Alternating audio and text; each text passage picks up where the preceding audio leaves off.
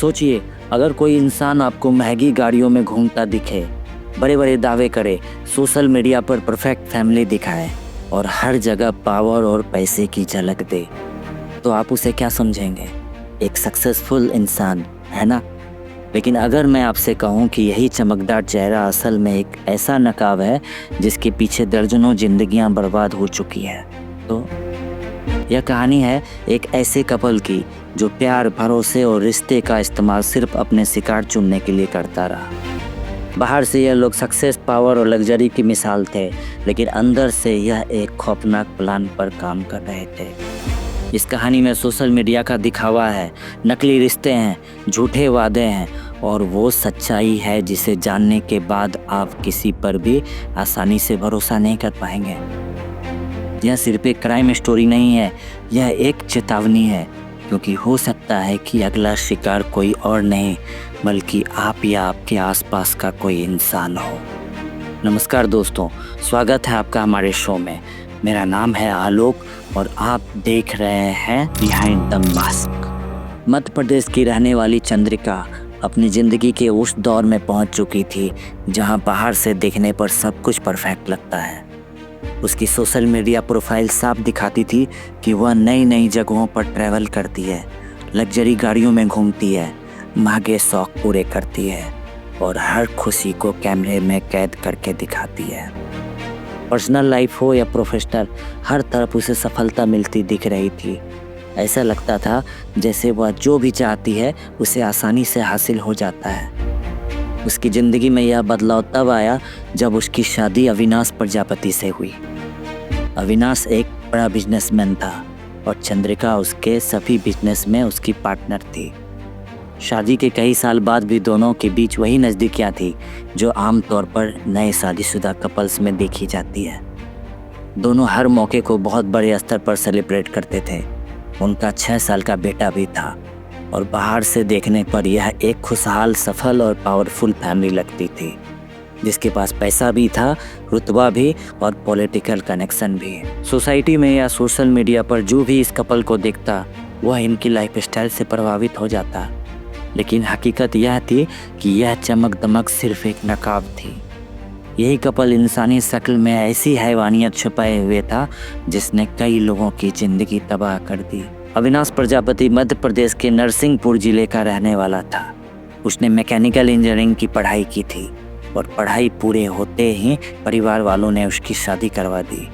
शुरुआती दौर में उसने ठेकेदारी और कंस्ट्रक्शन मटेरियल सप्लाई का काम शुरू किया, जिसमें ठीक ठाक कमाई होने लगी।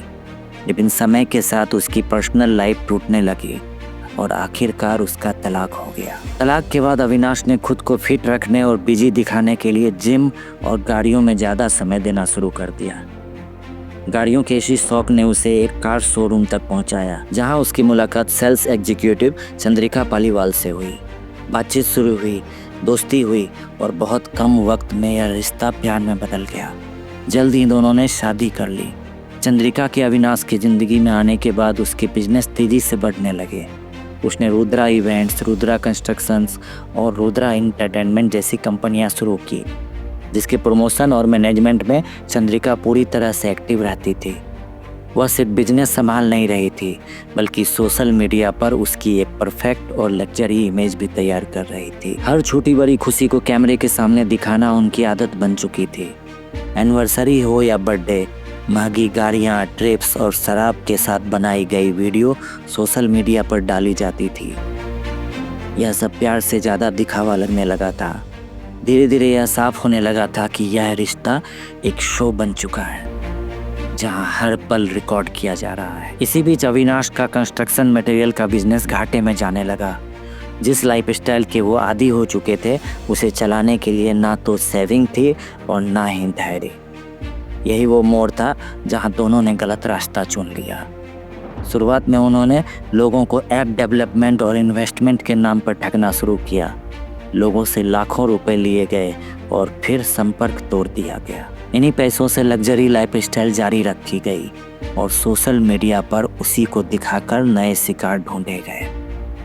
बाद में उन्होंने श्री धनलक्ष्मी फाइनेंस के नाम पर एक ट्रेडिंग कंपनी बनाई। ऑफिस, विजिटिंग कार्ड और कर्मचारी रखे गए, ताकि सब कुछ असली लगे। लोगों को जल्दी लोन और पैसा डबल करने की स्कीम का लालच दिया गया। कई लोग इसके झांसे में आ गए, यहाँ तक कि एक पुलिसकर्मी भी इस ठगी का शिकार हो गया। जब लोगों ने अपने पैसे वापस मांगे तो उन्हें धमकियां दी गई। जांच करने पर पता चला कि जिस पते पर कंपनी का ऑफिस बताया गया था वहां ऐसा कोई ऑफिस ही नहीं था और कर्मचारियों को भी बिना सैलरी के निकाल दिया गया था। अप्रैल 2023 में उत्तर प्रदेश के झांसी में अविनाश चंद्रिका और चंद्रिका के भाई सूरज के खिलाफ चीटिंग, साइबर क्राइम और धमकी का केस दर्ज हुआ और तीनों को गिरफ्तार कर भोपाल सेंट्रल जेल भेज दिया गया।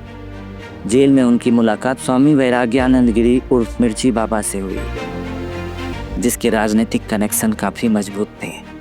जेल से बाहर आने के बाद इनका आत्मविश्वास और बढ़ गया और कानून का डर लगभग खत्म हो गया। इसके बाद यह कपल भोपाल के बाग सेवेनिया इलाके में किराए के मकान में रहने लगा, जहां फर्जी दस्तावेज देकर खुद को स्टील बिजनेसमैन बताया गया और ठगी का खेल फिर से शुरू हो गया। इस बार उन्होंने बड़ा खेल खेलने का फैसला किया। मैट्रिमोनियल साइट्स के जरिए अविनाश को एक सक्सेसफुल तलाकशुदा स्टील फैक्ट्री ओनर के रूप में पेश किया गया। इसके लिए एक नई फर्जी इंस्टाग्राम प्रोफाइल बनाई गई, जहां महंगी गाड़ियां, बॉडीगार्ड और पावरफुल लाइफस्टाइल दिखाई जाती थी। असली जिंदगी और चंद्रिका की मौजूदगी को पूरी तरह से छिपाया गया।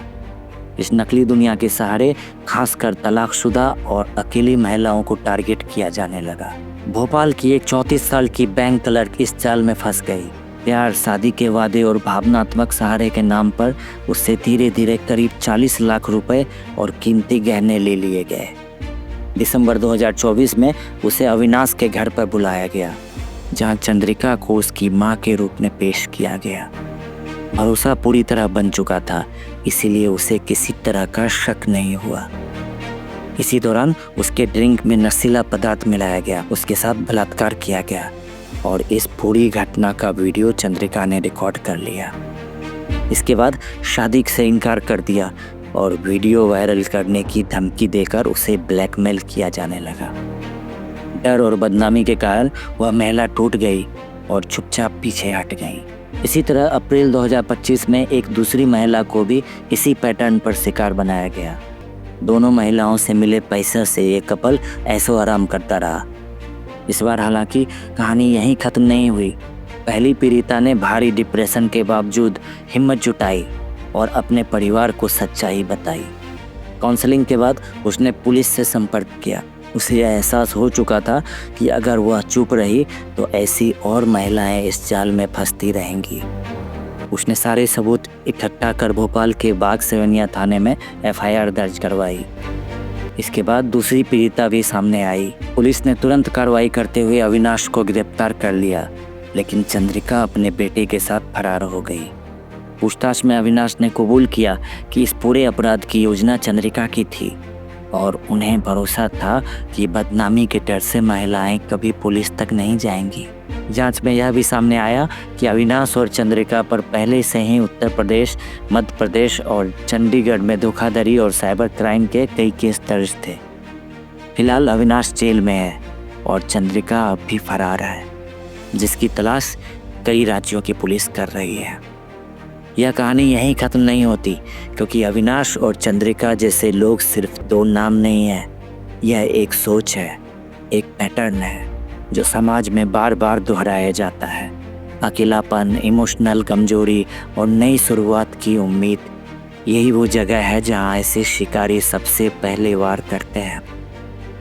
प्यार के नाम पर जल्दी भरोसा दिलाना, शादी के सपने दिखाना और फिर धीरे धीरे पैसों की बात जोड़ देना, यह इत्तेफाक नहीं, यह प्लान होता है।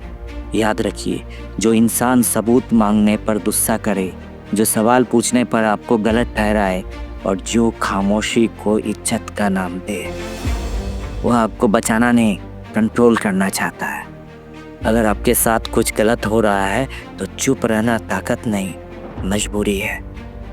आपकी आवाज़ सिर्फ आपकी नहीं होती, वह आने वाली कई और जिंदगियों को भी बचा सकती है। इसीलिए डरिए मत, शर्माइए मत और कभी भी किसी चमकदार झूठ को अपनी सच्चाई से बड़ा मत बनने दीजिए। वीडियो को अंत तक देखने के लिए आपका बहुत बहुत धन्यवाद। अपना ख्याल रखिए और मिलते हैं अगली स्टोरी में।